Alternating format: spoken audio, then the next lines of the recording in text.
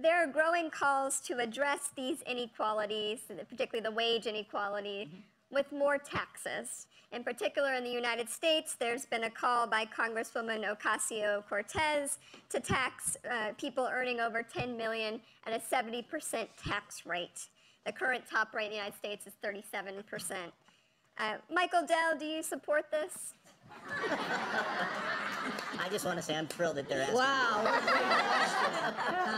Well, look, I mean, you know, my wife and I set up a foundation about 20 years ago, and we would have contributed quite a bit more than a 70% tax rate on my income, on my annual income.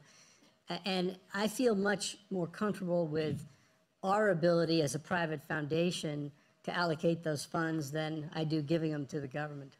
All right. So no, I'm not supportive of that. Well, Keith. And I don't think it would help the growth of the U.S. economy.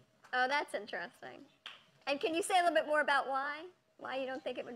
Well, name a country where that's worked, ever. United States. Briefly, in the 80s. No. From about the 1930s through about the 1960s, the tax rate averaged about 70%.